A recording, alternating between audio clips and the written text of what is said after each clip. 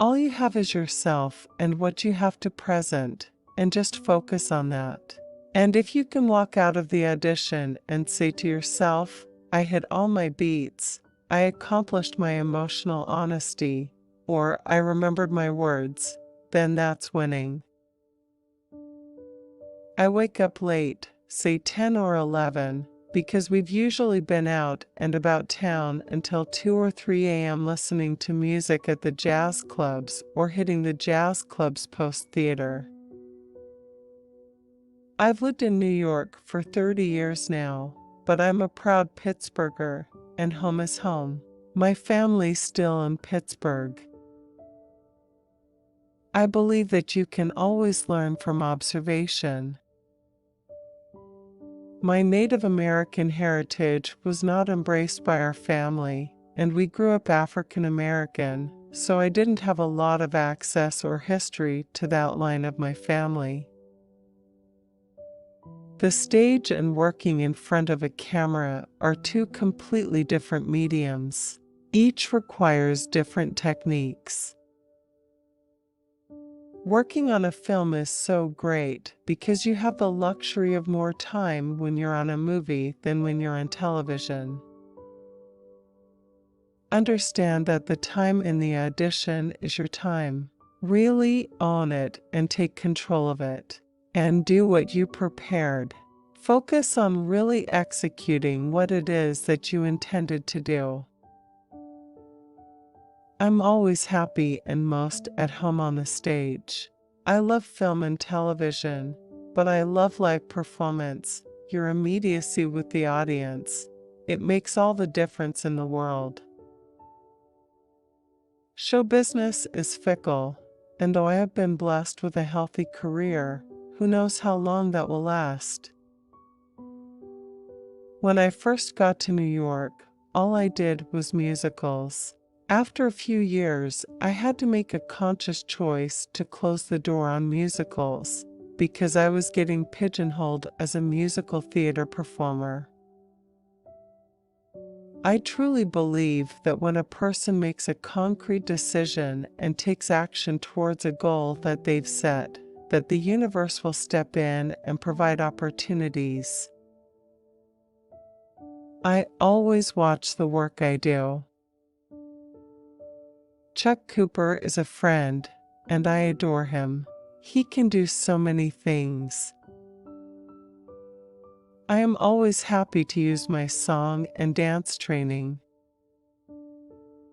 I was the first African American woman to play Maggie in Cat on a Hot Tin Roof. It was at the Virginia State Theater, and we turned Richmond upside down. I want to play Eva Peron.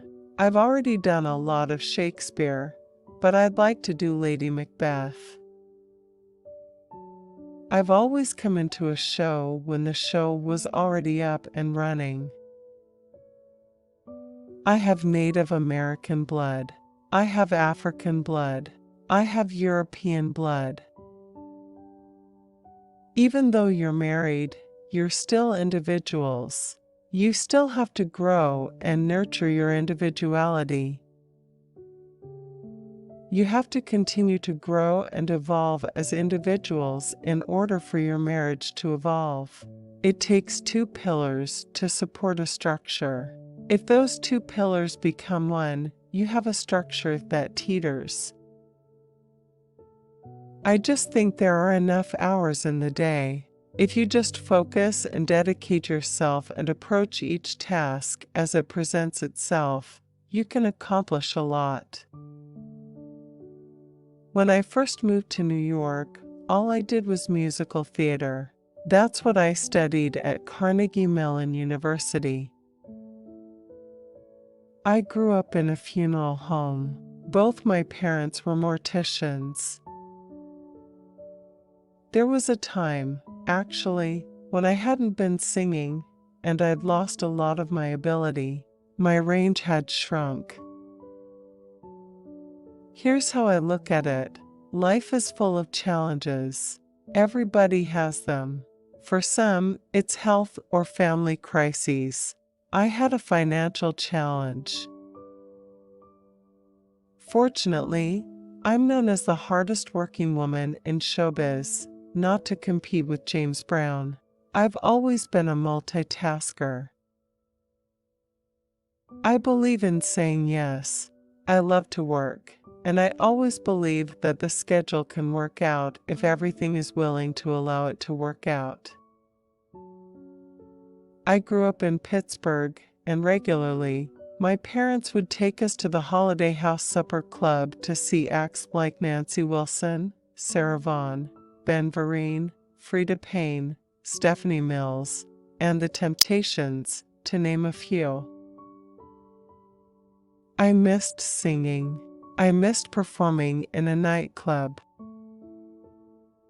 The key is allowing your partner to be who they are and not having expectations that really have nothing to do with the person you married. Living in New York, for me at least, just keeps it very real and keeps my feet firmly planted on the ground. I've been in this business a long time, and I'm very clear on what is real and what is fleeting. I wanted to make a home that was similar to the kind of home that my mother made. To be able to create something like that in my adopted city, New York City, one of the toughest cities on the planet, is really special. I'm Irish on St. Patrick's Day. I'm Italian on Columbus Day. I'm a New Yorker every day. I'm a rabid Steelers fan. I'm originally from Pittsburgh, so if the Giants or Pittsburgh are playing, the rest of Sunday is all about food and football. The first thing I do is brush my teeth. We like to start the morning with fresh breath and put on my pajamas and meander down to the kitchen for a glass of orange juice. No coffee, no caffeine. We sit and read the paper in conjunction with having a little breakfast, usually fruit salad, or I make myself a smoothie with rice milk, coconut water, and yogurt.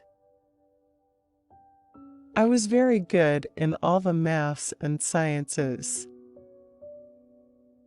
I took the whole college prep trajectory, and then in my senior year of high school, I decided that performing was something that I had always done as a kid, and I loved it. I said, "This makes people happy when I do this. I feel good. I get to pretend and explore other areas and learn so much." I grew up in a funeral home, born and raised, and everyone was always like, "Well, what was that like?" And I was like, "It was normal, because it's all I knew." I appreciate being able to give back to charities I care about, such as the American Diabetes Association. My older sister passed away from diabetes, and figure skating in Harlem, which teaches young girls about confidence, focus, and goal setting. I'm all about the drugstore beauty products. They're affordable and get the job done. I adore the designer B. Michaels curve-flattering gowns, but there is nothing better than jeans with a crisp white shirt. I still enjoy doing the things I've always done, like going to a monthly dance party at a club downtown.